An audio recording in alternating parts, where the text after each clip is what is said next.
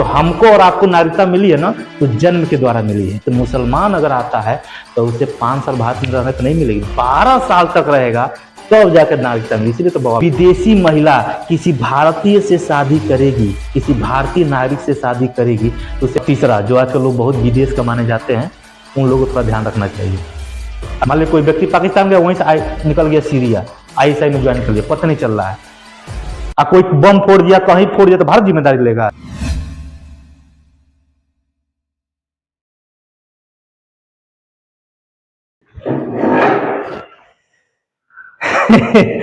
देखो, आज का टॉपिक है भारतीय संविधान का भाग 2, और भाग 2 में हम लोग पढ़ेंगे नागरिकता। नागरिकता का प्रावधान किया गया आर्टिकल 5 से लेकर 11 तक। तो एक बात इतना याद रखिएगा, पहले ही क्वेश्चन पूछेगा नागरिकता से कि भारतीय संविधान में नागरिकता का प्रावधान किस देश से लिया गया है, तो आप क्या मार्क आएंगे? अब ब्रिटेन। क्या मार्क आएंगे? ब्रिटेन में। ब्रिटेन से भारतीय संविधान में नागरिकता का प्रावधान लिया गया। अच्छा, प्रश्न ये भी आता है कि भारत में कैसी नागरिकता है, तो कैसी नागरिकता है? एकल नागरिकता है, ठीक है ना। जैसे हम पूछे तुम कहां के रहने वाले हो, ठीक है ना, या तुम नागरिक कहां के हो, तो कुछ लोग कहेंगे हम उत्तर प्रदेश के नागरिक है, या जो लोग बिहार के बोलेंगे बिहार के नागरिक। नहीं, स्टेट की नागरिकता नहीं है, ठीक है ना। नागरिकता जो विषय है वो संघ सूची का विषय है, और संघ सूची में क्या आता है आपका? सेंट्रल गवर्नमेंट आता है, यानी कि नागरिकता देने और छीनने का काम कौन करता है? आपका केंद्र सरकार करता है। केंद्र सरकार का कौन करता है? गृह मंत्री काम करता है, ठीक है ना। तो नागरिकता, भारत में नागरिकता कैसी है? एकल नागरिकता का प्रावधान किया गया, और किस देश से लिया गया? ब्रिटेन से, ठीक है ना। तो पहले ही ये प्रश्न आएगा, आपको दिमाग में रखना है। तो अगर आप देखेंगे आर्टिकल 5 से लेकर 11 तक, तो आर्टिकल 5, 6, 7, 8, 9, 10, 11, इनमें जो भी नागरिकता से संबंधित बातें लिखी गई हैं, उसके तहत किसी भी व्यक्ति को नागरिकता नहीं दी जाती है। कितना गजब की बात है ना। आर्टिकल 5 से लेकर 11 तक जितने भी आर्टिकल लिखे गए हैं, वर्तमान में इससे नागरिकता दी ही नहीं जाती है। इसके लिए संसद ने एक अधिनियम बनाया है, और उस अधिनियम का क्या नाम है? भारतीय नागरिकता अधिनियम। क्या नाम है उसका? भारतीय नागरिकता अधिनियम 1955। और इसी अधिनियम के तहत व्यक्ति को नागरिकता देने की बात की जाती है। अब देखेंगे, इस अधिनियम की बात किया जाए तो इस अधिनियम में व्यक्ति को 5 तरीके से नागरिकता दी जाती है। 5 तरीका बताया गया नागरिकता देने के लिए। पहला जन्म से, दूसरा है आपका वंश परंपरा से, तीसरा है पंजीकरण से, चौथा है देशीकरण, और पांचवा है किसी विदेशी भूभाग को भारत में शामिल कर लेने पर। 5 प्रकार से नागरिकता दी जाती है। पहला है जन्म से। तो जन्म से यह कहा गया है कि अगर कोई व्यक्ति जिसका जन्म 26 जनवरी 1950 को भारत में हुआ है, तो जन्म से भारत का नागरिक होगा। कितना गजब बात है ना। अगर कोई व्यक्ति जिसका जन्म 26 जनवरी 1950 को भारत में हुआ है, तो जन्म से भारत का नागरिक होगा। मान लीजिए कोई विदेशी महिला भारत घूमने आई, मैं एक एग्जांपल ले रहा हूं, और वो भारत में अपने बच्चे को जन्म दे रही, तो क्या वो भारत का नागरिक हो जाएगा? नहीं, ये गलत बात लिखा गया था। बस इतना ही लिखा गया था कि अगर कोई व्यक्ति जिसका जन्म भारत में 26 जनवरी 1950 को हुआ है, तो भारत का नागरिक होगा। इसमें पहला संशोधन किया गया 1986 में, और इसमें लिखा गया कि जन्म के समय, व्यक्ति के जन्म के समय माता और पिता में से कोई एक भारत का नागरिक हो, तब जाकर भारत का नागरिक होगा। और 2003 में संशोधन करके दोनों को वैलिड कर दिया गया कि बच्चे के जन्म के समय माता और पिता दोनों और भारत के नागरिक हैं, तब उसे जन्म के द्वारा नागरिकता दी जाएगी। तो हमको और आपको नागरिकता मिली है ना, तो जन्म के द्वारा मिली है, क्योंकि हमारे मम्मी पापा दोनों भारत के नागरिक हैं, तब हमें जन्म के द्वारा नागरिकता मिली है। जैसे कौन बच्चा 18 साल का होता है, तो हाँ बताइए बताइए, बच्चे का नाम बताइए, माता का नाम बताइए, पिता का नाम बताइए, उनका निर्वाचन कार्ड ले जाता है, नंबर लिखता है, तुरंत आपको नागरिकता मिल जाती है। समझ रहे हो ना। तो जन्म से नागरिकता के लिए माता और पिता दोनों वैलिड नागरिक होंगे भारत के, तब जाकर उस बच्चे की नागरिकता मिलेगी, ठीक है। दूसरा है वंश परंपरा से। वंश परंपरा से बात की जाती है कि अगर इसमें कहा गया है कि भारतीय संविधान के लागू होने के पूर्व यदि कोई बच्चे का जन्म 26 जनवरी या 26 जनवरी के बाद भारत के कहीं बाहर क्षेत्र में हुआ है, वह जन्म से भारत का नागरिक होगा। वंश परंपरा से बात की गई है, बशर्ते उसके माता और पिता में से कोई एक भारत का नागरिक हो। जैसे कोई व्यक्ति है, जैसे कोई लेडी है जो भारत की नागरिक है, गई है सऊदी अरब घूमने, और वहां पे बच्चे को जन्म दे दी है, तो बच्चा क्या होगा? भारत का नागरिक होगा। क्यों? वंश परंपरा से। और वो आएगी क्योंकि वो मां क्या है? भारतीय नागरिक है। समझ में आ रहा है? मतलब गार्जियन में से कोई एक भारत का नागरिक होगा, तब उसे वंश परंपरा से नागरिकता दी जाएगी। दूसरा है, दूसरा तो बता दिए। तीसरा है, पहला हो गया जन्म से और वंश परंपरा से, और तीसरा है आपका पंजीकरण से। इसमें कहा गया है कि भारतीय मूल का व्यक्ति, भारतीय मूल का व्यक्ति क्या कहते हैं, भारतीय मूल का व्यक्ति, उसे नागरिकता दी जाएगी। कब दी जाएगी? जब वो कम से कम 5 वर्ष तक भारत में रहेगा, तब जाकर उसे नागरिकता दी जाएगी। इसमें भारतीय मूल शब्द शामिल किया गया कि अगर कोई भारतीय मूल का व्यक्ति है, अगर वो भारत का नागरिक बनना चाहता है, तो उसे नागरिकता दी जाएगी। किसके तहत दी जाएगी? पंजीकरण से दी जाएगी। ठीक ना? अब मूल क्या होता है? भारतीय मूल क्या होता है? जैसे मान लीजिए, भारतीय मूल का व्यक्ति उसे कहते हैं जिसके दादा परदादा कभी ना कभी भारत के नागरिक रहे हो, वो भारतीय मूल का कहलाएगा। जैसे कोई व्यक्ति है, वो अमेरिका का नागरिक है, लेकिन उसके दादा परदादा कभी भारत के नागरिक रहे हैं, तो वो व्यक्ति क्या कहलाएगा? भारतीय मूल का व्यक्ति कहलाएगा। भले वो नागरिक कहां का है? अमेरिका है, लेकिन मूल कहां का है? भारत का है। तो अब वो व्यक्ति चाहे भारत का नागरिकता लेना, तो 5 साल तक भारत में रहेगा, उसकी नागरिकता मिल जाएगी। या कोई विदेशी महिला किसी भारतीय से शादी करेगी, किसी भारतीय नागरिक से शादी करेगी, तो उसे नागरिकता दी जाएगी। 5 वर्ष तक भारत में रहेगा, तो उसे नागरिकता देशीकरण के द्वारा, पंजीकरण के द्वारा दे दी जाएगी। समझ में आया? ये पंजीकरण का व्यवस्था था कि अगर कोई भारतीय मूल का व्यक्ति है, अगर उसे नागरिकता चाहिए, तो पंजीकरण के द्वारा उसे नागरिकता दी जाएगी। वो 5 वर्ष तक भारत में रहेगा, तो उसे भारत की नागरिकता पंजीकरण के तहत दे दी जाएगी। ठीक है? और चौथा आता है देशीकरण। देशीकरण में थोड़ा खतरनाक मामला है देशीकरण का। देशीकरण में यह कहा गया है कि कोई विदेशी व्यक्ति समझते हैं, दूर दूर तक उसके दादा परदादा कभी भारत के नागरिक न रहे हो, कोई एकदम विदेशी व्यक्ति है, अगर वो भारत का नागरिकता चाहता है, तो कुल 14 साल में से 12 साल तक भारत में रहेगा, तो उसे नागरिकता दी जाएगी। हालांकि अब इसमें संशोधन कर दिया गया है, वही नागरिकता अधिनियम 2019, इसी में देशीकरण में ही संशोधन किया गया है। 3 देशों को टारगेट किया गया है। कौन कौन सा? बांग्लादेश, अफगानिस्तान और पाकिस्तान। और उसमें कहा गया कि अगर इन 3 देशों से 6 धर्मों के लोग, कौन कौन धर्म के लोग? हिंदू, बौद्ध, जैन, सिख, ईसाई, पारसी, मुस्लिमों को छोड़ करके 6 धर्म के लोग भारत में आते हैं, तो उन्हें देशीकरण के द्वारा नागरिकता दी जाएगी। और देशीकरण में क्या है? 14 में से 12 वर्ष तक भारत में रहेगा, तब उसे नागरिकता मिलेगी, यानी 12 वर्ष तक रहने पर नागरिकता मिलेगी। तो सरकार ने क्या किया? इन 6 धर्म के लोगों को 12 वर्ष तक भारत में रहने की जरूरत नहीं है, 5 वर्ष तक भारत में रहेगी तो नागरिकता मिल जाएगी। लेकिन वही इन 3 देशों से मुसलमान अगर आता है, तो उसे 5 साल भारत में रहने पर नहीं मिलेगी, 12 साल तक रहेगा, तब जाकर नागरिकता मिली। इसीलिए तो बवाल हुआ था नागरिकता संशोधन अधिनियम 2019 के तहत। और बताएंगे हम आगे, ठीक है ना, इसमें क्या क्या प्रावधान था। तो देशीकरण समझ में आ गया। मतलब कोई विदेशी व्यक्ति अगर भारत की नागरिकता चाहता है, कोई विदेशी व्यक्ति एकदम दूर दूर तक उसका भारत से कोई संबंध नहीं है, और वो भारत का नागरिकता चाहता है, तो कुल 14 साल में से 12 साल तक, माने 14 साल का समय दिया जाएगा, बीच में आना जाना रहेगा, लेकिन अगर समय जोड़ा जाए भारत में रहने का, तो 12 साल होना चाहिए। समय है ना? 12 साल तक भारत में रहेगा, तब जाके उसे नागरिकता दी जाएगी। समझ आ रहा है कि नहीं? अब देखिए, 5वां क्या है? किसी विदेशी भूभाग को भारत में शामिल कर लेने पर उसे नागरिकता, उस वहां के सारे व्यक्ति क्या होते हैं? स्वतः भारत के नागरिक हो जाते हैं। जैसे सिक्किम 1974 से पहले क्या था? एक अलग देश हुआ करता था। 1974 में सिक्किम को भारत में शामिल किया गया, और जैसे उसे शामिल किया गया, ऑटोमेटिक वहां के सारे व्यक्ति भारत के नागरिक हो गए। तो अगर भारत किसी विदेशी क्षेत्र को अपने अंदर शामिल करता है, तो वहां के सारे व्यक्ति स्वतः भारत के नागरिक हो जाएंगे। तो इस अधिनियम के तहत जो 5 प्रकार अभी बताए, उसी के तहत नागरिकता दी जाती है, न कि अभी इस आर्टिकल के तहत दी जाती है।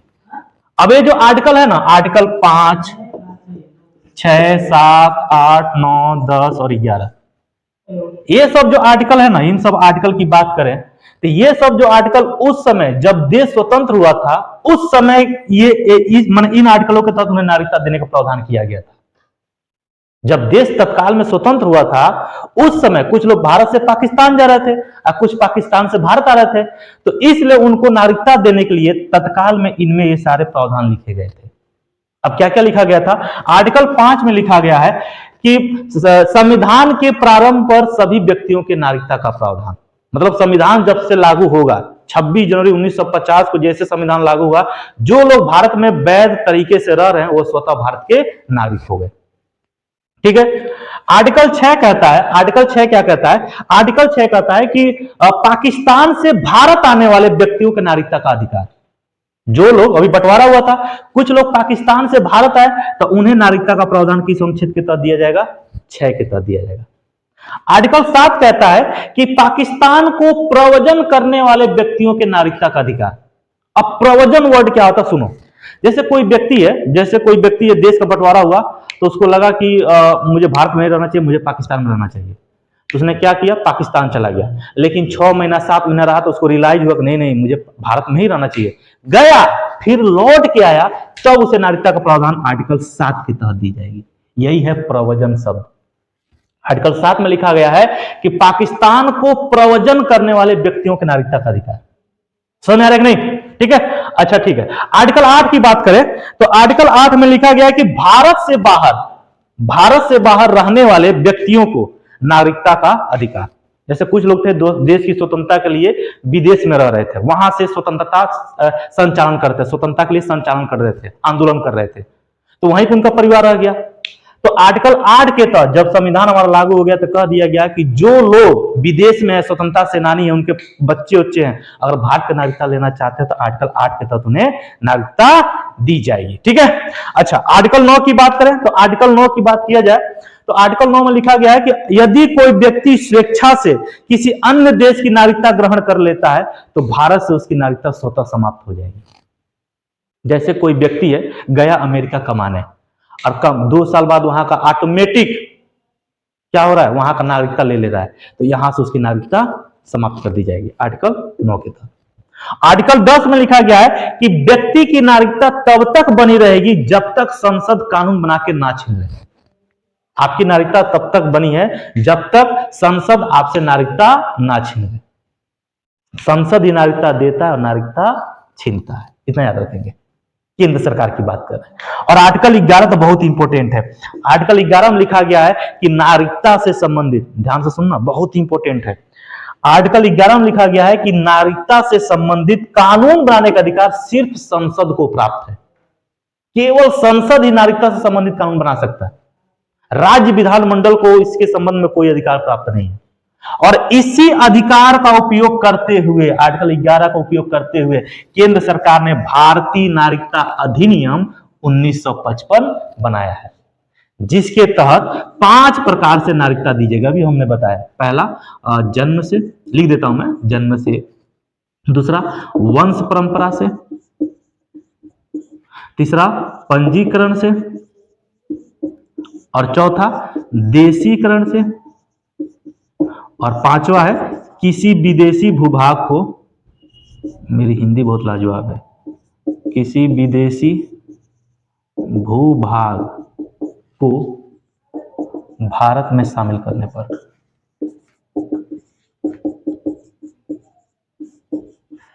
ठीक है ना, शामिल कर लेने पर। इन्हीं 5 तरीके से इस अधिनियम के तहत नागरिकता दी जाती है। और जानते हैं सबसे इंटरेस्टिंग बात यह है कि ये भारतीय नागरिकता अधिनियम 1955 में अब तक 6 बार संशोधन हुआ है।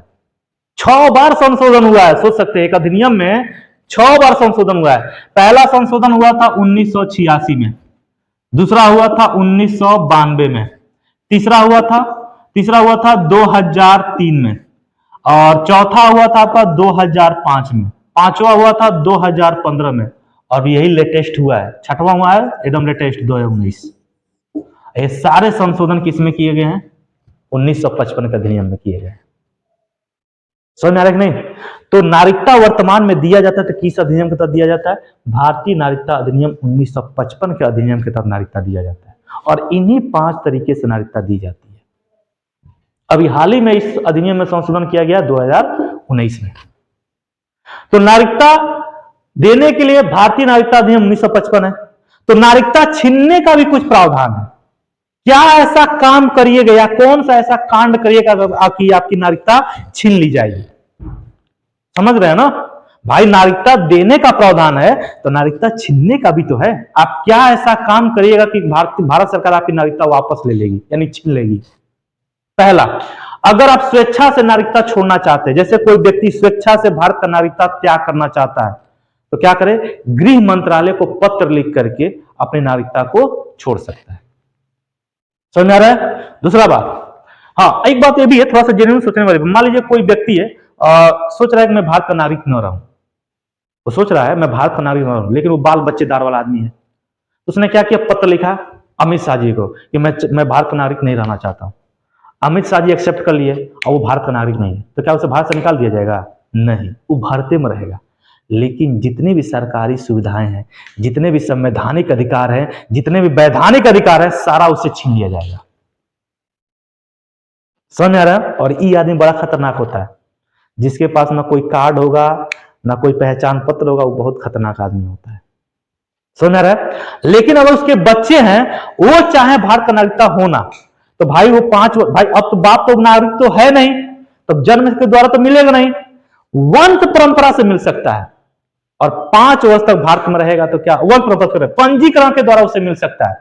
अब पंजीकरण में क्या है कि अब तो भारतीय मूल का हो गया, कभी रहा है ना, अब तो व्यक्ति भारतीय मूल का हो गया, अब उसके बच्चे 5 वर्ष तक भारत में रहेंगे तो उसे नागरिकता मिल जाएगी, अप्लाई करेगा तुरंत उसे नागरिकता मिल जाएगी। तो यदि कोई व्यक्ति स्वेच्छा से अगर भारत का नागरिकता छोड़ना चाहता है तो त्याग कर सकता है।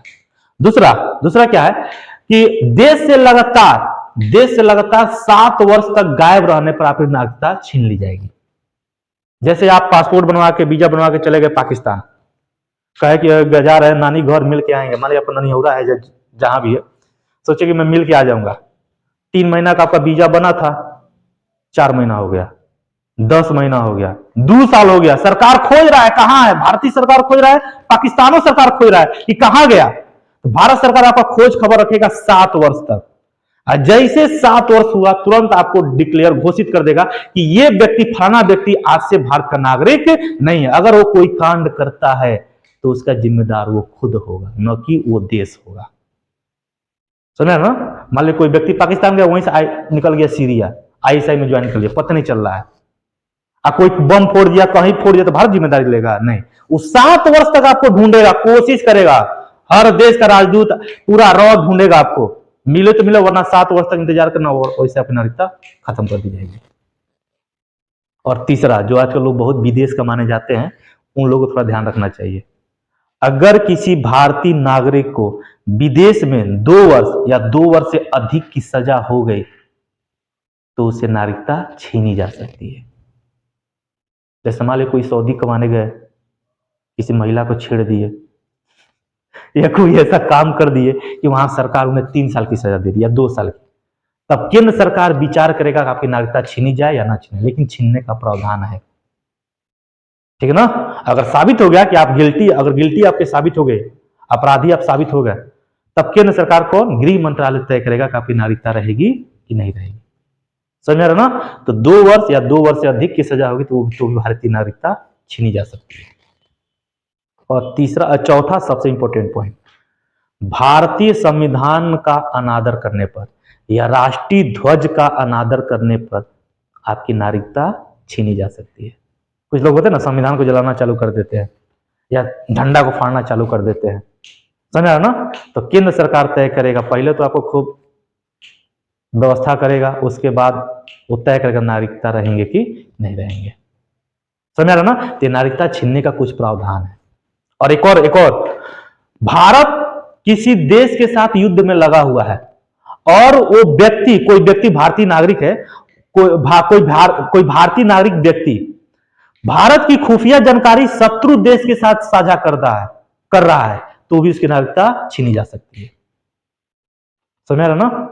यानी कि भारत युद्ध में लगा हुआ है और भारत की खुफिया जानकारी अगर कोई भारतीय नागरिक शत्रु देश के साथ, जिसके साथ वो युद्ध में लगा है, उसके साथ खुफिया जानकारी दे रहा है भारत का, तो उससे क्या की जाएगी? भारत की नागरिकता छीनी जा सकती है। और ये सब तय कौन करता है? केंद्र सरकार। अब केंद्र सरकार में कौन तय करता है? गृह मंत्रालय। समझ रहे कि नहीं? तो नागरिकता छीनने का प्रावधान था, नागरिकता देने का प्रावधान है तो नागरिकता छीनने का भी प्रावधान है। समझ रहे ना? अब एक सबसे इंपॉर्टेंट पॉइंट हो जाता है, कुछ एग्जाम की दृष्टि से मैं आपको कुछ पॉइंट बता देता हूं। जैसे पहला एक क्वेश्चन आया था, यूपीपी का ही क्वेश्चन है कि विश्व में सबसे पहले नागरिकता का वर्णन किसने किया था? तो अरस्तु ने किया था। सबसे पहले नागरिकता का वर्णन किसने किया था? अरस्तु। वही अरस्तु जिसका शिष्य कौन था? सिकंदर। कौन था? सिकंदर। सिकंदर किसका शिष्य था? अरस्तु का। और अरस्तु किसका शिष्य था? प्लेटो का। और प्लेटो किसका शिष्य था? बताइए। सुकरात का। सुकरात जिसको सोक्रेटिस कहा जाता है। समझ ना? तो सबसे पहले नागरिकता का वर्णन किसने किया था? अरस्तु ने किया था। समझ रहे ना? अच्छा, फंडामेंटल राइट आपको हम पढ़ाएंगे, मौलिक अधिकार। भाग 3 में आता है। आर्टिकल कितने से 12 से लेकर के 35 तक फंडामेंटल राइट आता है। 12 से लेकर के कहां तक? 35 तक। तो इसमें से मात्र 5 ही ऐसे फंडामेंटल राइट हैं जो सिर्फ केवल भारतीय नागरिकों को प्राप्त है। कौन कौन? आर्टिकल 15, 16, 19, 29, 30। कौन कौन आर्टिकल? 15, 16, 19, 29, 30। इन आर्टिकलों का प्रयोग सिर्फ और सिर्फ भारतीय नागरिक ही कर सकता है, कोई विदेशी व्यक्ति नहीं कर सकता है। मतलब इन आर्टिकलों का यूज करने का अधिकार किसको है? सिर्फ भारतीय नागरिक को है, विदेशियों को नहीं है। ठीक है ना? स्पेशल ये सिर्फ कौन यूज कर सकता है? भारत के नागरिक। कई बार एग्जाम में पूछा गया कि मूल अधिकार के कितने ऐसे अधिकार है जो सिर्फ भारतीय नागरिकों को दिए गए? तो कितने? 5। आर्टिकल 15, 16, 19, 29, 30। 15, 16, 19, 29, 30। 15, 16, 19, 29, 30। समझ रहे नहीं? और बाकी के जितने आर्टिकल हैं, नागरिकों के साथ साथ व्यक्ति भी क्या कर सकता है? यूज कर सकता है। व्यक्ति और नागरिक में अंतर होता है। नागरिक उसे कहते हैं कि नागरिक उस व्यक्ति को कहते हैं जिसे उस देश का संवैधानिक और वैधानिक दोनों अधिकार प्राप्त हो, उसे क्या कहेंगे? नागरिक कहेंगे। जैसे वोटिंग करने का अधिकार आपका एक संवैधानिक अधिकार है, प्राप्त है। अब व्यक्ति उसे कहेंगे, कोई विदेशी व्यक्ति घूमने आया, वो व्यक्ति की श्रेणी में आएगा, वो भारत का नागरिक नहीं है। ना उसे कोई वैधानिक अधिकार प्राप्त है, ना ही संवैधानिक। ना वो यहाँ पे चुनाव में वोट दे सकता है, और ना ही कुछ यहाँ का मसले में अपना इंटरफेयर कर सकता है। समझ रहे ना? तो नागरिक ही क्या कर सकते हैं? इन आर्टिकलों का उपयोग कर सकते हैं। समझ रहा है? और बाकी जो आर्टिकल है वो कौन यूज कर सकता है? व्यक्ति भी यूज कर सकते हैं। ठीक है? अब देखो, अगला टॉपिक है हम लोग का नागरिकता संशोधन अधिनियम 2019। अब देखो, ये जो संशोधन अधिनियम है ना, ये जो संशोधन है, ये किसमें हुआ था? 1955 में ही हुआ है। मैं अभी बताया हूं, भारतीय नागरिकता अधिनियम 1955 का ही ये संशोधित रूप है। अब उसमें संशोधन करके जो देशीकरण में जो आपको बताया था, देशीकरण, उस देशीकरण में ही संशोधन किया गया है। ठीक है ना? 2019 में किया गया। उसमें क्या जोड़ा गया है? 3 देश को टारगेट किया गया है। पहला पाकिस्तान, दूसरा अफगानिस्तान, ठीक है, और तीसरा है बांग्लादेश। ठीक है ना? हम लोग जानते हैं ये तीनों देश अपने आप को इस्लामिक कंट्री घोषित कर चुके हैं। पाकिस्तान तो 1956 में घोषित कर दिया था अपने आप को इस्लामिक कंट्री। ठीक है ना? और यहाँ पे अपने आप इस्लामिक कंट्री घोषित कर दिए। तो यानी कि इस्लाम धर्म को मानने के अलावा जो भी धर्म के लोग इन 3 देशों में रहते हैं वो बहुत प्रताड़ित किए जाते हैं। ठीक ना? जैसे कौन कौन धर्म के लोग? जैसे कि हिंदू, जैन, बौद्ध, सिख, ईसाई, पारसी। 6 धर्मों को टारगेट किया गया है। ठीक ना? 6 धर्मों को। और ये कहा गया है कि ये 6 धर्म के जो लोग हैं वो इन देशों में बहुत प्रताड़ित होते हैं। ठीक ना? उनके शिकार बन जाते हैं। ठीक ना? उनके प्रताड़ना के शिकार हो जाते हैं और वो भाग भाग कर कहां आते हैं? हिंदुस्तान आते हैं और अवैध रूप से रहना चालू कर देते हैं। बांग्लादेश का देखिए बॉर्डर एरिया कितने कितने राज्यों से लग रहा है, आसाम में भाग के चले आते हैं, पश्चिम बंगाल में चले आते हैं। ठीक ना? इन सब क्षेत्रों में अवैध रूप से रहना चालू कर देते हैं। तो भारत सरकार को बहुत प्रॉब्लम होती है, कौन भारत का नागरिक है कौन नहीं है। समझ रहे ना? तो इन 3 देशों से 6 धर्म से संबंधित रखने वाले लोग अगर भारत में आते हैं तो उन्हें नागरिकता दी जाएगी। और कैसे नागरिकता दी जाएगी? देशीकरण के द्वारा दी जाएगी। किसके द्वारा? देशीकरण के द्वारा।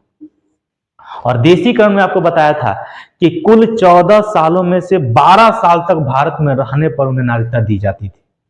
तो इसमें संशोधन किया गया देशीकरण में और कहा गया कि अब 12 साल नहीं रहना पड़ेगा, सिर्फ 5 साल तक इन 6 धर्म के लोग भारत में रहेंगे तो उन्हें नागरिकता दे दी जाएगी। लेकिन इन्हीं 3 देशों से अगर कोई मुसलमान आता है तो उसे 5 नहीं 12 साल तक भारत में रहेगा, तब जाकर उसे देशीकरण के द्वारा नागरिकता दी जाएगी। इसीलिए तो बवाल मचा था कि भेदभाव हो रहा है। समझ आ रहा ना। और इसमें नियम क्या बनाया गया था कि जो इन 3 देशों से इन 6 धर्म के लोग अगर भारत में 31 दिसंबर 2014 तक प्रवेश पा लिए हैं वैध दस्तावेज के साथ या अवैध दस्तावेज के साथ, तो उन्हें 2019 में भारत का नागरिक घोषित कर दिया जाएगा। क्योंकि देखो 31 दिसंबर 2014 से 2019 के ना 5 साल हो जा रहा है, अब 2019 में भारत के स्वतः नागरिक हो गए, इस अधिनियम के तहत हो गए, ठीक है ना। और इस अधिनियम के तहत किसके तहत नागरिकता देने की बात की गई है? देशीकरण के तहत, ठीक है ना। केवल 3 देशों को टारगेट किया गया है, समझ में आ रहा है ना। ठीक है, तो ये आपका संशोधन था 1900। बेसिकली आपको यही चीज आपको याद रखनी है, ठीक है ना। चलो ठीक, अब नेक्स्ट टॉपिक देखते हैं थोड़ा सा। नेक्स्ट टॉपिक क्या, थोड़ा सा अब ये देख लेते हैं एनआरआई क्या होते हैं, पीआईओ क्या होता है, ओसीआई क्या होता है, थोड़ा ये भी थोड़ा सा जान लेते हैं, ठीक है ना। ठीक, अब देखेंगे थोड़ा सा एनआरआई क्या होता है, पीआईओ क्या होता है, थोड़ा सा इससे क्वेश्चन आते हैं। एनआरआई को कहते हैं अनिवासी भारतीय, अनिवासी से समझ गए होंगे, अंग्रेजी में कहते हैं नॉन रेजिडेंशियल इंडियंस या नॉन रेजिडेंट इंडियंस, ठीक है। पीआईओ होता है पर्सन ऑफ इंडियन ओरिजिन, ठीक है, या भारतीय मूल के व्यक्ति। तो एनआरआई जो होते हैं ना वो भारत के ही नागरिक होते हैं, लेकिन अपने बिजनेस के लिए विदेशों में रहते हैं, काफी लंबे समय तक विदेशों में रहते हैं या विदेश में रहने की मंशा प्रकट करते हैं, तो उन्हें क्या कहा जाता है? एनआरआई कहा जाता है। वो भारतीय पासपोर्ट धारण करते हैं, भारत के नागरिक ही होते हैं, लेकिन अपने कार्य के सिलसिले से अनिश्चित समय के लिए, कोई निश्चित समय नहीं है कि कितने दिन तक रहेंगे, वो विदेशों में रहते, उन्हें किसकी श्रेणी में रखा गया? एनआरआई की श्रेणी में, ठीक है। और पीआईओ क्या होता है? इसमें कहा गया भारतीय मूल का व्यक्ति, माने ऐसा व्यक्ति, और वो भारत का नागरिक नहीं है, लेकिन ऐसा व्यक्ति जिसके दादा परदादा कभी न कभी भारत के नागरिक रहे हैं, वो व्यक्ति क्या कहलाएगा? भारतीय मूल का व्यक्ति कहलाएगा। समझ रहे हो ना, जिसके दादा या परदादा कभी न कभी भारत के नागरिक रहे हैं और बाद में वो व्यक्ति जाके अमेरिका का या कनाडा का कहीं का भी नागरिक हो गया है, तो नागरिक होगा अमेरिका कनाडा का, जिस देश का, लेकिन वो मूल कहां का होगा? भारत का। जैसे कल्पना चावला का आप लोग नाम सुने होंगे, वो भारतीय मूल की पहली महिला थी जो कहां गई थी? स्पेस में गई थी, समझ ना। वो आते समय 2004 में कि 2003 में उनका विमान क्रैश कर गया था, तो शायद वो मर गई, ठीक है ना। तो नागरिक कहां की थी? अमेरिका के, लेकिन मूल कौन था? भारतीय मूल था, ठीक है ना। ये आपके नागरिकता से संबंधित आपके जो टॉपिक थे हम आपको क्लियर कर दिए हैं, इससे ज्यादा आएगा नहीं, ठीक है ना। वनडे एग्जाम के लिए इससे ज्यादा आता नहीं है, ठीक है ना। अब बहुत आसान है, अगर आप ध्यान से सुनेंगे तो आपको मैक्सिमम चीज आपको तैयार हो गई, ठीक है ना। इतना याद रखेंगे कि नागरिकता से संबंधित जितने भी आर्टिकल हैं उससे वर्तमान में किसी व्यक्ति को नागरिकता नहीं दी जाती है, उसके लिए एक अधिनियम बनाया गया नागरिकता देने के लिए, भारतीय नागरिकता अधिनियम 1955, ठीक है ना। और उसमें 6 बार संशोधन हुआ है, 1986, 1992, 2003, 2005, 2015 और लास्ट वाला हुआ है 2019, ठीक है ना। चलो ठीक है, have a nice day, enjoy करिए।